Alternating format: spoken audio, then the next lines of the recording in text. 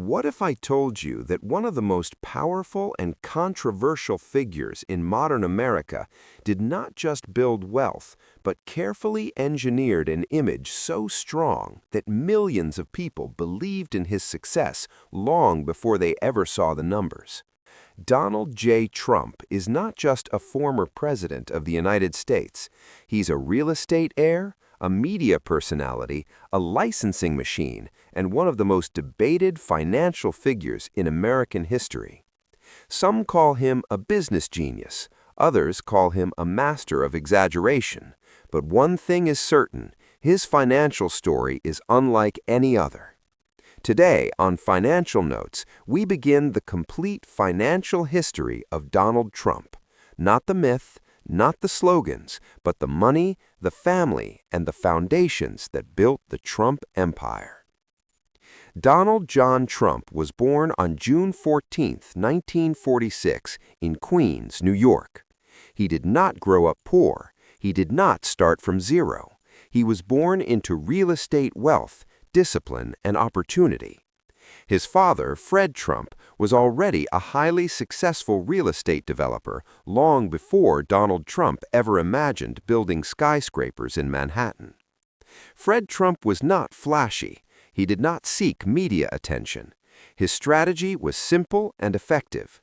He built thousands of middle-class housing units in Brooklyn and Queens using government-backed loans. He focused on steady cash flow, low risk, and long-term ownership. By the time Donald Trump was a teenager, Fred Trump had already become a multimillionaire with deep connections to banks and city officials. This environment shaped Donald Trump's understanding of money from a very young age. He saw how leverage worked. He saw how government incentives could be used to grow wealth, and most importantly, he learned that real estate was not just about buildings, it was about control. As a child, Donald Trump was aggressive, competitive, and dominant. His behavior concerned his parents enough that at the age of 13, he was sent to the New York Military Academy. This decision would become one of the most important moments of his life. Military school taught Trump discipline, hierarchy, and authority. It trained him to respect power, but also to challenge it. Trump later admitted that this environment made him mentally tougher and more comfortable with confrontation. Winning became central to his identity. After military school, Trump attended Fordham University before transferring to the Wharton School of Finance at the University of Pennsylvania. Wharton was one of the top business schools in the country. There, Trump learned financial language, deal-making structures, and most importantly, how to think in terms of scale. In 1968, after graduating from Wharton, Donald Trump officially joined his father's company, then known as Elizabeth Trump and Son. At that time, the business was stable, conservative, and profitable. But Donald Trump did not want stability, he wanted visibility. Fred Trump believed in safe neighborhoods and predictable returns. Donald Trump believed in risk, luxury, and headlines. This generational difference would define Trump's entire career. In the early 1970s, Manhattan was in decline. Crime was high, buildings were abandoned, many developers were leaving the city. But Donald Trump saw something others did not: opportunity through chaos. In 1971, he took control of the family business and renamed it the Trump Organization. His vision was clear. He wanted to build in Manhattan, where attention, power, and prestige were concentrated. He believed that being seen was just as important as being profitable. Trump's first major Manhattan deal was the Commodore Hotel, located next to Grand Central Station. The hotel was outdated and losing money. Most investors avoided it. Trump did not. He negotiated massive tax breaks from New York City, secured financing with help from his father, and partnered with Hyatt Hotels. The Commodore Hotel was transformed into the Grand Hyatt New York. When it opened, it was a success. This single deal changed Donald Trump's life. It made banks trust him, It made politicians listen to him, and it made the media pay attention. This deal marked the moment Donald Trump stepped out of his father's shadow. However, the idea that Donald Trump was completely self-made is not accurate. Financial investigations later revealed that Fred Trump provided his son with extensive support over decades. This included loan guarantees, below-market interest loans, cash transfers, real estate assets, and early inheritance structures. According to long-term financial analysis, Donald Trump received the equivalent of more than $400 million in today's money from his father's network and wealth. This does not mean Donald Trump did nothing. It means he started with a massive advantage. He had access to capital, credibility, and connections that most entrepreneurs never experience. Donald Trump's greatest breakthrough came in 1983 with the completion of Trump Tower on Fifth Avenue in New York City. This was not just a building, it was a message. Gold interiors, luxury apartments, celebrity residence, constant media coverage. Trump Tower turned Donald Trump into a brand. From this point forward, the name Trump itself became a product associated with wealth and power. Throughout the 1980s, Trump expanded aggressively. He bought hotels, invested in casinos, purchased private jets, entered the beauty pageant business, and lived a lifestyle that matched his public image. He became a symbol of American excess. But this expansion came at a cost. Trump relied heavily on borrowed money. He believed debt was a tool that could multiply success. As long as the economy was strong, the strategy worked. By the late 1980s, warning signs were appearing. Casino revenues were unstable, interest payments were rising, economic conditions were shifting. Trump had built an empire based on confidence, leverage, and constant growth. And soon, that empire would face its greatest test. When the 1990s began, Donald Trump was still seen by the public as a symbol of wealth and power. His name was everywhere. His buildings dominated city skylines. His lifestyle represented extreme success. But behind the image, the financial reality was starting to crack.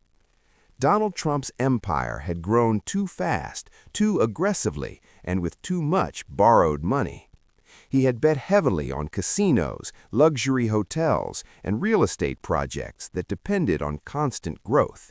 When the economy slowed, the weaknesses became impossible to hide. The biggest problem was debt. Trump's casinos in Atlantic City were bleeding money.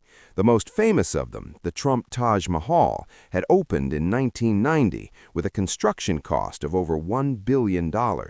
Almost all of that money was borrowed.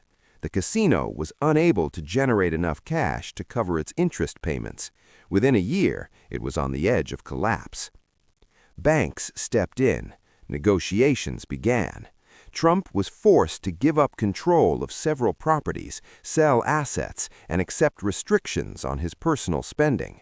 For the first time, Donald Trump was not in control. Between 1991 and 2009, Trump-controlled businesses filed for bankruptcy protection 6 times. These were corporate bankruptcies, not personal ones, but the damage to his reputation was real. In the business world, bankruptcy is not just a legal process, it is a signal of failure. Many believed this was the end of Donald Trump. But Trump understood something crucial. He realized that even if his balance sheet was weak, his name still carried power. People still associated him with wealth, even when the numbers said otherwise. Instead of fighting reality, Trump decided to reshape perception. He shifted his focus away from owning everything and moved toward selling his image. Donald Trump stopped thinking like a builder and started thinking like a brand. This shift would save him. In 2004, Donald Trump appeared on television in a new reality show called The Apprentice. The concept was simple.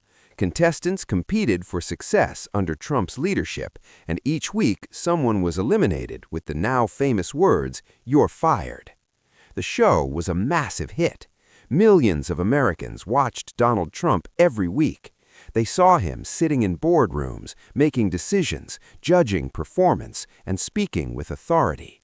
The show did not show his debt. It did not show his bankruptcies. It showed confidence, power, and control. Television rebuilt Donald Trump's image faster than real estate ever could. Financially, The Apprentice was transformative. Trump earned more than $200 million from the show and related deals.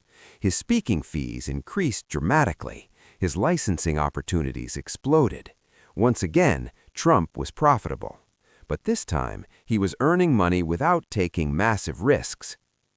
After television success, Trump doubled down on licensing. Instead of building properties himself, he allowed developers to pay for the right to use the Trump name. These developers carried the construction risk, while Trump collected fees and royalties. This strategy allowed Trump to appear larger than he actually was, while protecting him from major losses. It was branding without ownership, image without exposure.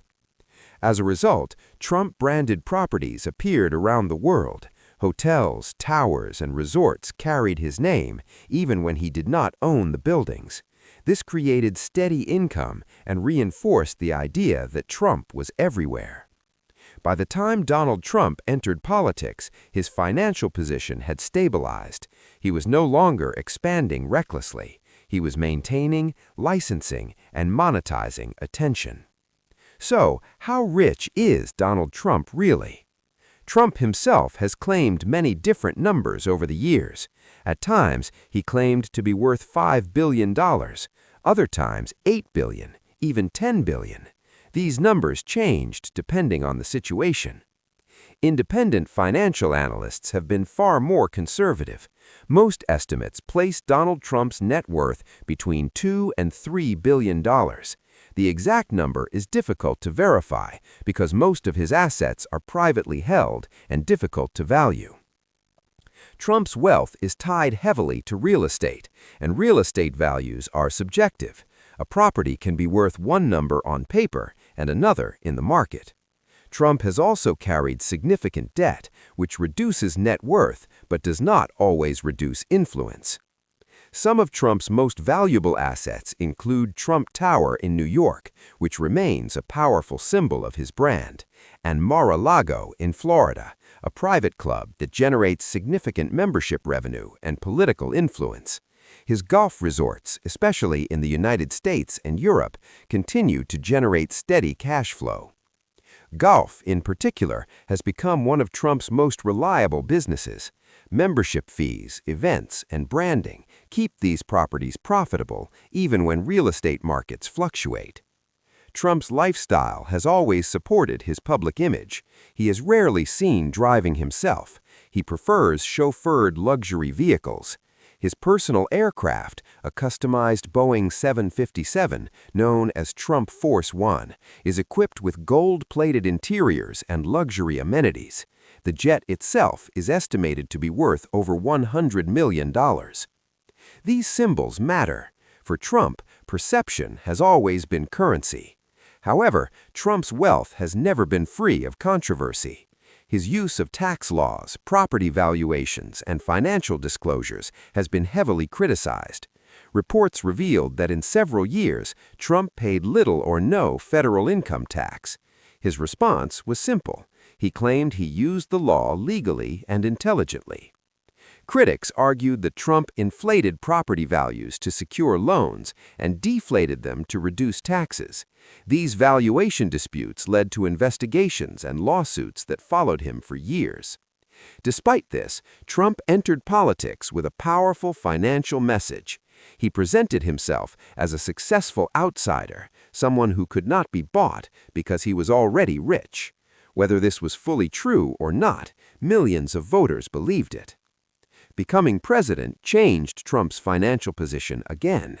He donated his presidential salary, but his businesses benefited indirectly from increased visibility, global attention, and political influence. His properties became symbols of power, hosting events, meetings, and high-profile guests.